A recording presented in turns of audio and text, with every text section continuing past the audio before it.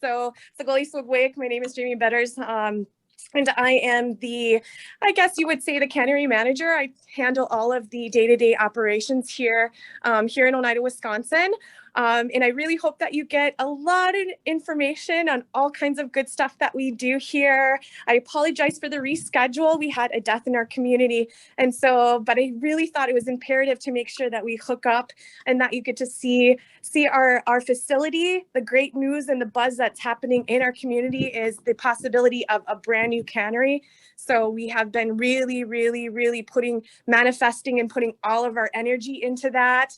Everybody says you're the priority, but I haven't gotten that official approval yet. But we've been working on it for quite some time. And so we're really excited. So maybe the next time we do this, you're going to see a brand new facility and you're going to see our growth. But again, please, I'm not sure how much, because I don't have the microphone on because it kind of gets in the way, because I'm all over the place in a very small, tight setting. So if there is any sort of questions, Leah will probably direct me when she gets here to either slow down or stop. But by all means, please ask away. I'm going to kind of be going all over the place. And so definitely reel me back in if there's something really important that you want me to cover, because we're doing just a really cool, I think, all different facets of food production too. So I'm going to bring you on. This is our office space. So there's not much really to it other than this. This is a lot of where we kind of do a little bit of our trainings. We house a lot of our jars and things like that in here. Anytime visitors and tours come in, obviously this is kind of our main stage to do our little intro. So I just thought, well, let's just keep on doing the same things that we do. So I am then going to bring you over to the cannery. All right, there we go. All right. All right, so this is kind of where we say the magic happens. We are in a building with so much. It's kind of an admin building. Our elected officials are in here. There's a high school in here. There's a law office in here. There's so much happening, including a very small cannery. So we've been in production for over 40 years, and we have definitely grown in the sense of commercial equipment. So again, if you have any questions on equipment listings and vendors and things like that, with who's the vendor that you trust, yeah, please let us know, because we've been through it. We've been through it all. So we kind of usually start right here. I try to turn off all of the fans, and I'm a pretty loud person anyway, so hopefully you can hear me. But right here, as we enter, there's already big pieces of equipment here. So again, one of our primary focuses is our community. And so we are a community-based facility that helps community members come in and process their goods. So we really ensure the safety of the products that they produce when they leave here and come in, where they don't have to dirty up their kitchen. And then they just can come here without really worries, because they have assistance and support all the way through. So that's our biggest priority. And pretty much anything that you can think of in food preserving, we pretty much can handle it here and have the equipment, and even a small scale equipment, so that once you kind of become very comfortable to do it on your sign out equipment here. So we have really grown in a space of production. Corn, white corn, is our main staple, you know, obviously, but it's a really deep staple here in our community. So I've been here a little bit. You can say that I've grown up in this facility. I've been here 18 years. And so when we first started, we were kind of doing about 1,000 to 2,000 pounds of white corn processing a year. We are now exceeding to 10 to 15,000 pounds. One of our success stories too is the amount of community members that are growing their own corn, and a lot of the trainings that we have done on how to process them conventionally and traditionally. And so we're really excited about that food movement within our community. So in order to do all of that, you're like, how in the world can you process that much corn? Because I'm sure you all know the intent of processing traditional foods, regardless if it's just white corn. So we have these units. They've been with us for a while. It is hooked up on a boiler system, so it's kind of immediate setting, immediate heat, and that's what's nice. They have been in here since conception, so these are roughly about 44 years old. And again, they are running, they are kicking. There's times though when our boiler system was going down, it was pretty obsolete, and we were unsure if we could continue production because we did not have enough financial support in order to replace a big boiler unit, which is probably around over 100K. So what we did is we looked at a lot of grant funding. W.K. Kellogg was a good funder, and of course First Nations Institute, which allowed us to get these gas kettles. So these are administered by gas. It's not on the boiler system. They are very nice, but they do take a lot longer. So it had to get some used to with time, because we're so used to doing a lot, doing it quick, getting it on, getting it out. So we really had to learn how to kind of schedule certain batches in here. Because a lot of times with maple season, we will get the last of everybody's maple to boil down, but we can't boil them down in these bad boys. We would like to, but they don't get to the heat that we need them to, and they just take a little bit too long.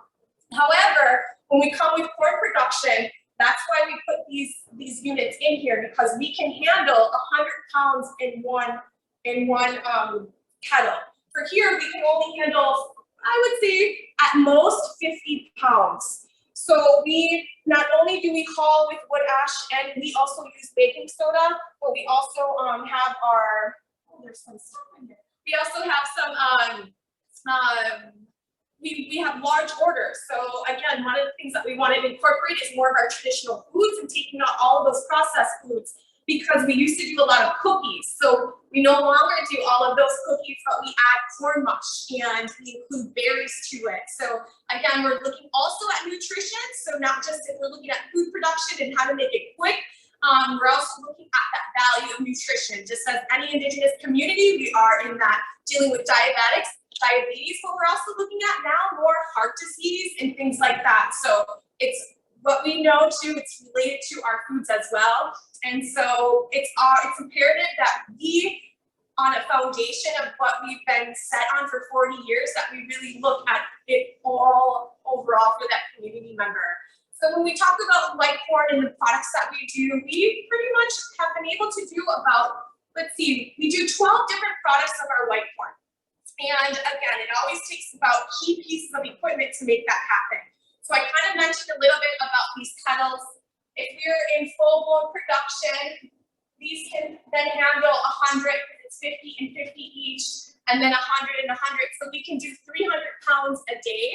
And when we go into dehydration, because one of our #1 sellers of products is our dehydrated white corn, and I actually left some in one of our dryers here. When I first started, we had little small Walmart dehydrators, and we had 3 of them because we just were starting off to dehydrate white corn. We really weren't sure about how it was gonna work, if we could integrate it into our food systems and into our diets, but it actually has been one of the explosion products for corn soup. So we then were able to look at commercial processing, and we then store these Excaliburs. So these Excaliburs, for one, can hold 100 pounds and can hold another 100 pounds. We have phases of these, so if this is too much for you, that you want a more smaller commercial dehydrator, they have just a 1-phase unit. And we have 2 of those. So again, if everything is going and started up, we can do 300 pounds a day. So as I mentioned, that's kind of how we get to that 10 to 15,000 pounds. And simply here, this is about 50 pounds of white corn that's hauled and then dehydrated. We package it in 1-pound packages, and it goes to our retailer. It also goes into our food systems, and it goes into our internal programs. So our corn really reaches a lot of our people. This is our convection oven, and this is how we roast our mush, or our corn, to make mush flour. So we really looked at the convection part of the oven. They wanted us to really consider like a coffee roaster. But when you look at our facility and then learning the amounts that we do, it's really hard to get pieces of equipment that just stays put and that is bringing in more heat. So although we would love, to monkey around with a roaster, it just is not conducive for us. It might be for others, it's just not for us. So this convection oven then allows us to do about 100 pounds within 30 minutes. So and then if you look all along, everything is on wheels. So that's the other imperative thing for us, is to make sure everything is on wheels. And when we're looking at packaging systems, that is another system that we have, I guess, upgraded and elevated our game. We were using vacuum sealers again. I'm gonna probably resource Walmart, because really that's where we started when we started like small equipment and processing. I remember just baking up cornbread, and you had to put your thumbs on the sides, and it was like, and it took like about a minute to do one package. And so what this bad boy does, we call this like our granddaddy sealer, and it allows us to do not only dry products, it allows us to do liquids. And then it also injects our gases that we need to keep our dehydrated products, such as our apple chips, very crisp, because that's another big product that we do because we have our own apple orchard.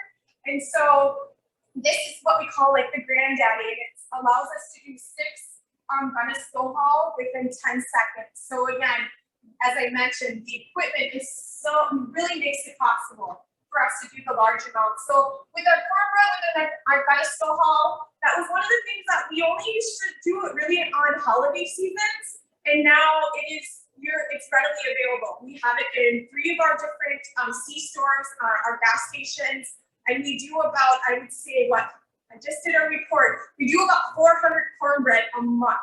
So that's how much, as you can see, that our community is consuming. And then you're probably like, well, how do you grind it all? And so we converted my parents owned a coffee shop, and we converted coffee grinders because we needed different types of grinds. So our mush here in our community is a little bit more grittier than our cornbread flour. And then we also have another flour, which we kind of call it like an all-purpose flour. It's strictly white corn, but it's made to be like all-purpose, just as you would any other flours, I guess. And so these machines allow us to be able to handle all 3 of those grinds. Also, when you look at our facility and how small it is, it's kind of like we have no choice but to look at very small types of units like this, and have to be creative on the ways that we use different. So even though it says coffee, it should at some point, and one day we'll get a sticker for it to say white corn.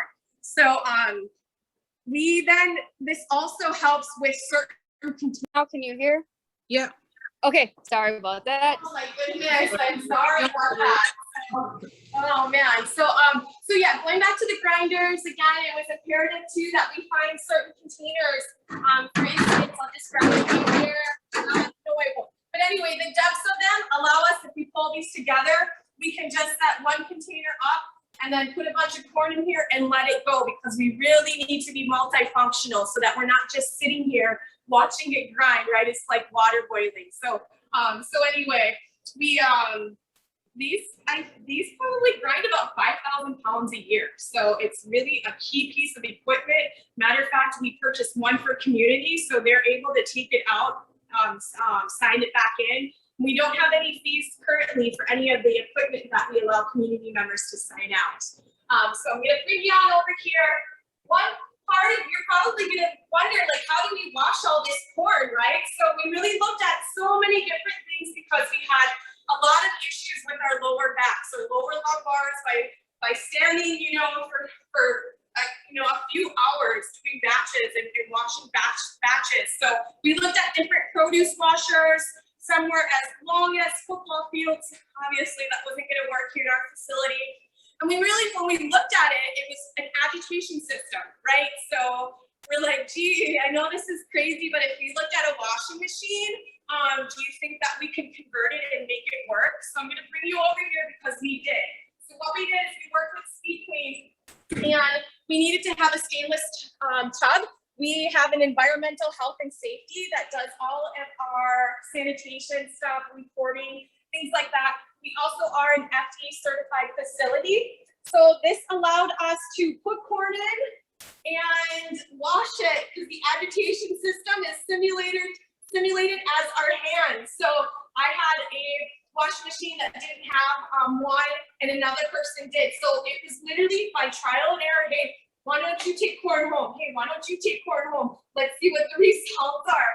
And so then that's what we were able to kind of justify, and then work with our environmental health and safety as well as Speed Queen to make sure that what we needed to make sure is that nothing ponded in there, right? It only makes sense, and nothing was coming back up. So we had to make sure when it jiggles too, when the tub is jiggling, just for food safety, that no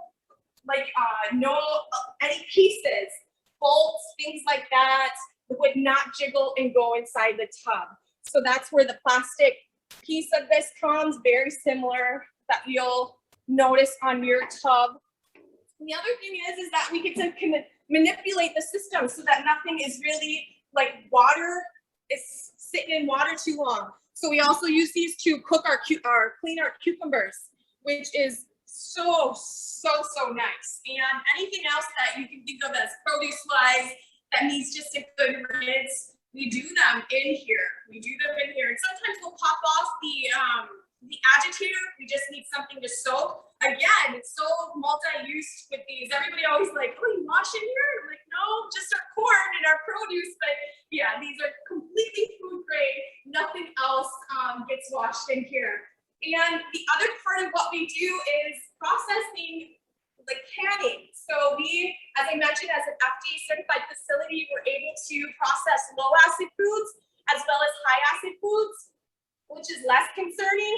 And these units here are our steam baths basically, and we call them our processors.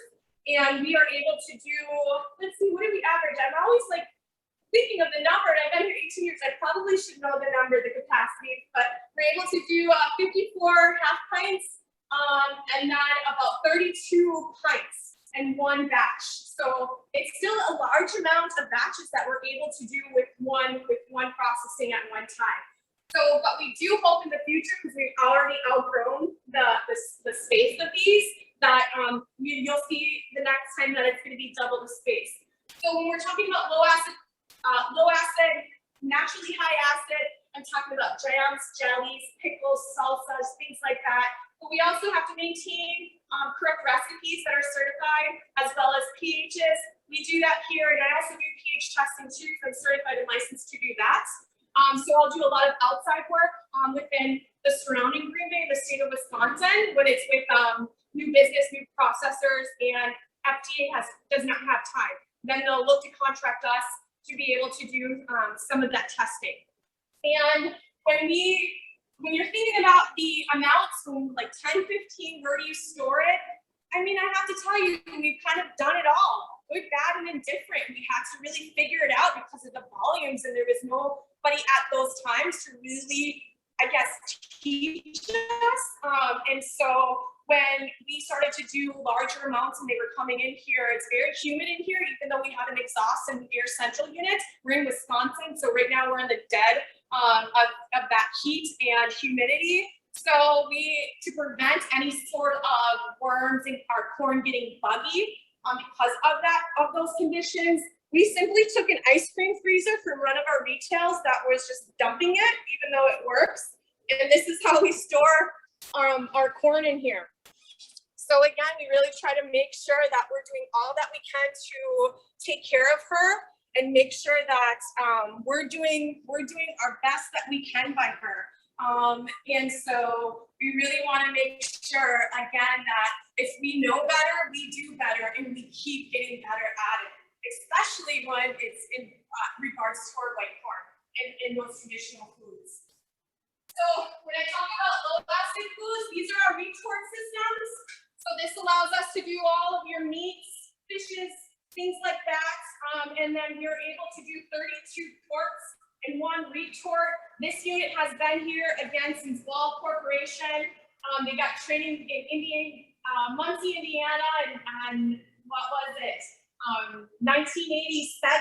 So these units have been here that long, but again, we do our best to take care of our stuff that we can't find anywhere else. So this model here, there's one other place, but they're not full functioning, but our model is full functioning.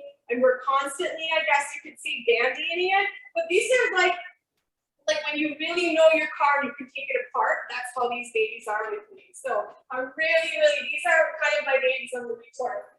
And then it goes with our chart recorder. So again, with FDA, regardless of FDA, within our own food code, because we have our own food code, we've adopted our own food code, we make amendments to our food code that make sense for our community. Like simply our traditional processes, like with wood ash, USDA might not allow us to do processing with wood ash, but our food code allows us to, and so that then protects us.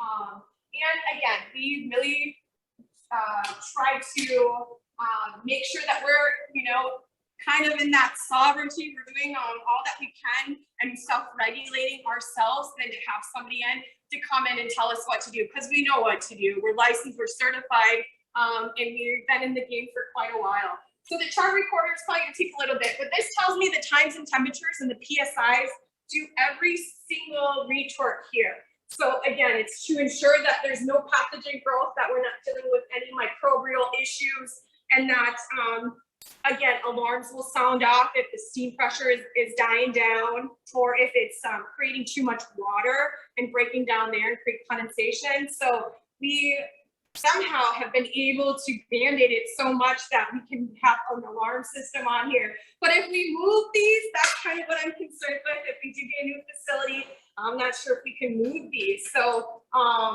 yeah, anyway, so again, we do a lot of low acid processing. We even, our tomatoes, if you're not familiar, a lot of tomato products have to be processed as a low acid. And so again, a lot of tomatoes that we're able to do here in this facility, which helps a lot, because when you think about what we eat on a daily basis, a lot of it is tomato based. So we really concentrate our growing seasons too on tomatoes.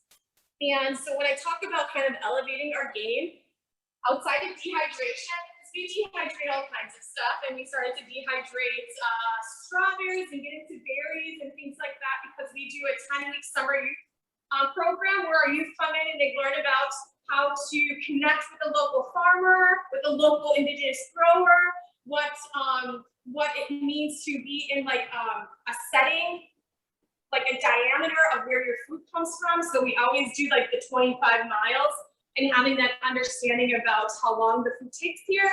And then they're able to then look at what type of products that they're interested in. I don't tell them, I allow them to get their juices flowing, and it's always really exciting. A lot of times we kind of end up with a similar product, and so we did a lot of marketing on it. So they create their own label, and now they have their own little brand, and it's just cute.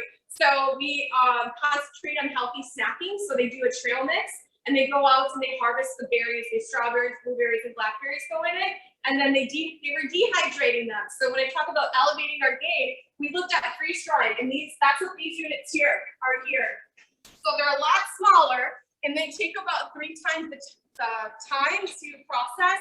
However, these are really, I know that if you were thinking about it or you read upon it, I have to say that it's probably, and it's really inexpensive when you're coming and looking at commercial food production.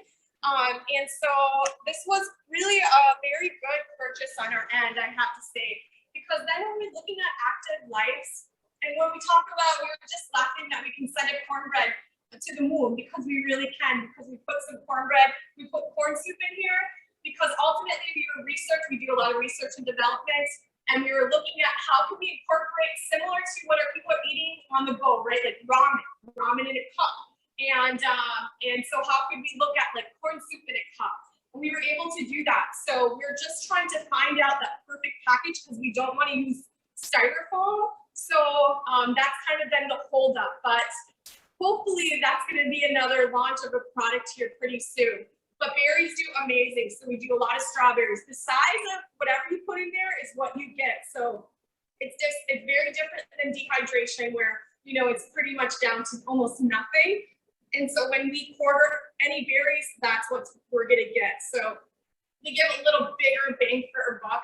Plus it keeps in all of the nutrients. It's like 99.7. Dehydration is roughly I wouldn't say any more than 70% of the, it's still great though, don't get me wrong.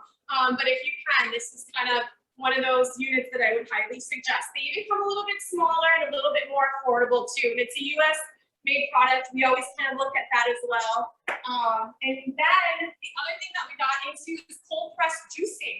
So these are our amazing cold pressed juicers. And so when we look at who are we going to vent with and what are we doing, should we even get into this?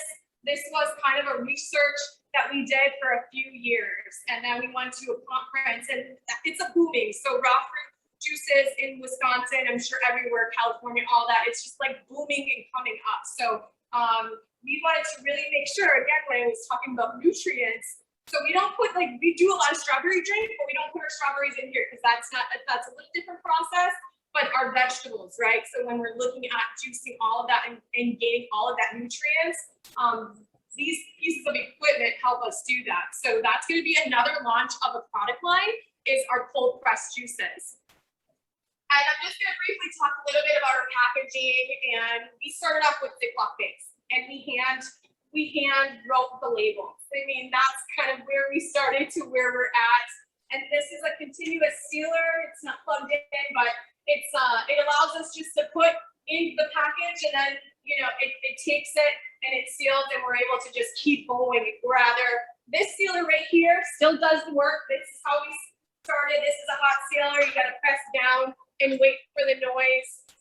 And again, takes a little bit longer, but still very much we keep it in here because sometimes we only need a few bags and we just turn it on and it's very much does its work. So when we look at, and I know I mentioned I would be all over the place, when we look at how to cool things down, how long does that take when it comes out of the processors, whether it's these retorts or whether it's the high-end processors, we use this cooling tank right here. And so this cooling tank has been here since the beginning, and we have not changed it out. One of the things with turning it on is you're probably like, how can you do that if they're so hot? Well, these have to be open so that the water is more cascading and that we're not just dumping them in, obviously, to cold water because then our jar's ready. So this unit has been in different parts of the wall. So it's finally found a settling home right here. They asked me, are we gonna put this into our new facility? And I'm like, so we're getting the new facility. But we just might, just for nostalgic purposes, because it's been here the entire time. So I think that's kind of it in a nutshell. Again, as you can see, the place isn't that big. We're about, 535 square footage. We do have some storage spaces here where we keep our jars and we keep other pieces of equipment. But really, this is kind of the home base that we work with. Somebody had a question in the chat, but it was on your other phone and it doesn't show up, so you can ask who it was. Okay, so if you have any questions, I know that there may have been one in the chat, but when we switched phones, we were not able to see it. So this would be a great time to ask away.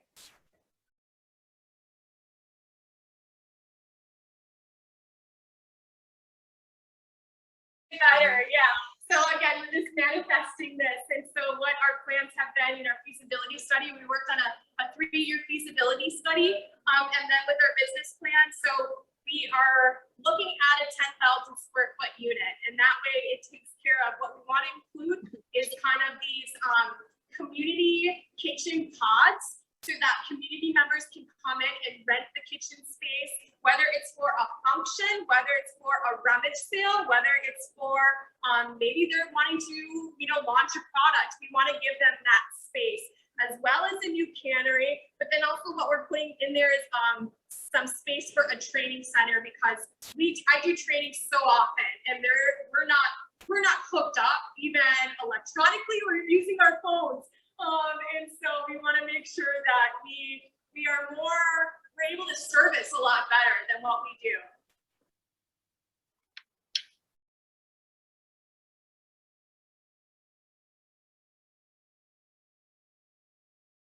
So we haul it with baking soda. That's our process.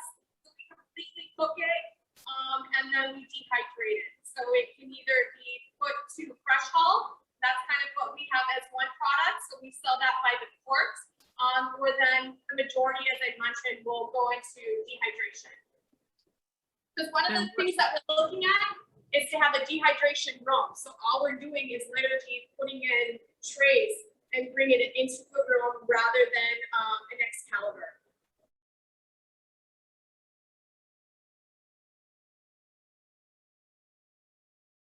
Absolutely, we do fish, we do venison, we do bison, we do beef. We have a bison farm, we also have a beef farm. We have two different types of beef farms, fishing all day long. So yeah, we do a lot of meats as well as a lot of tomatoes in these units.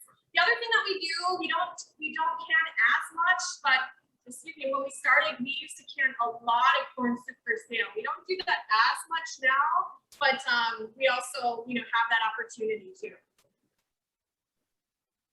Did you have a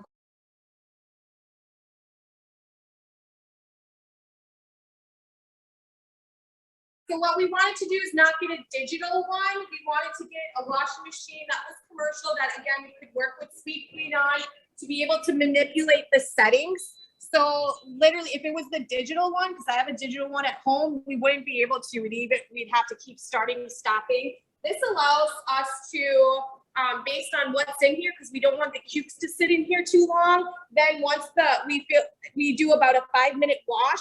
Once we do that, then we'll go to spin to make sure all that water comes out. So that's the nice thing about the dials rather than the digital, is you're able to manipulate each setting based on what produce is in here. When corn's in here, we just set it and forget about it and let it do its thing. So it takes about roughly, I would say, 45 minutes to wash. It's funny, we kind of do it on a high low, just as you would your wash, and leave it and forget about it. The other nice thing is that we can adjust the temperatures too. So we do that a lot, and they've been able to stay with us. So our last washers were with us for about 7 years, and repair them, but it was just time for new ones. And we also got a grant out and allowed our veterans building. They then took the other washers. So it's kind of like we get tourists from all over, whether it's from Indian country, whether it's from the state, whether it's from, nation globally wide. And the washing machine is really a universal subject that everybody talks about when they come here. And then we've also gotten a lot of feedback, like for our CSA food distributions, we incorporated a washing machine, and we can't believe how well it works, and that sort of thing. Because we have to be innovative. We definitely have to be innovative, especially with the amounts that we want to do, the different products that we want to do. There's not a lot of staff. So again, it's just kind of being like, oh, could we use this for this? I don't know, but let's try it. It kind of can be a little res that way. So we get excited when we can kind of do some of that research and development. And then, we really have to make sure that we're doing it in a safe environment. And my background is all about food safety. So when we're dealing with any pathogen growth and things like that, E. coli, botulism, whatever you can think of, we really try to make sure that doesn't exist here, because at the end of the day, it's just me allowing and signing off on the charts. So I really make sure that we, dot our I's and cross our T's, and there's no discrepancy or any issues with any food safety coming out of here. Because we also do a lot of integration within our food systems, with our elderly feeding, within our daycares, with our school systems. We have a resolution that states our traditional foods have to be fed every 6 weeks. Because it's so in demand, they've incorporated every 4 weeks. And sometimes it's even a little bit more than that. So I really am just so proud and excited to have been a part of this. And they allow me to grow. They allow me to get educated, to get trained, to get licensed. Because I never really thought I would be in food production at all. And so, but here I am, and I'm really honored to be like the next, one to kind of take it and run with it. So again, manifesting that new facility, that's pretty exciting for the growth of our community.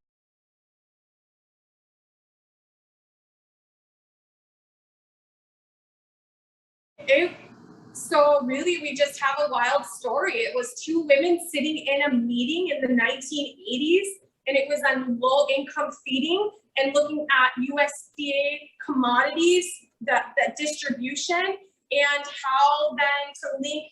And at that time, you know, we didn't have a seat at the table. And these two women just were very eager to get our community into the county system. And so it really started with them too. This building was unfortunately under the Catholic diocese, and it was not owned by the nation at the time when the cannery was developed in here.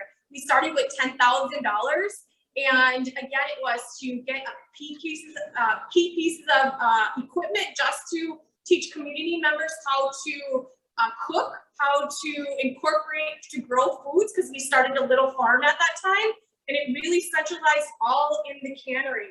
And then we just continued to grow upon it, and now we have a really big conventional farm, as well as our most important piece is our Jumihinko farm that grows our corn, that handles our chickens, that does a lot of our medicines and plants and things like that. So we really evolved in that sense. And it's all just kind of, I think it's been all of the work and the outreach and the advocacy that has gone on in here. And it's really about those women, for real. It's about those women that didn't stop and didn't just, when they said no, they just kept going. So like I mentioned with some of the grants, I mean, like WK Kellogg, and I always mention First Nations because they have been a huge supporter.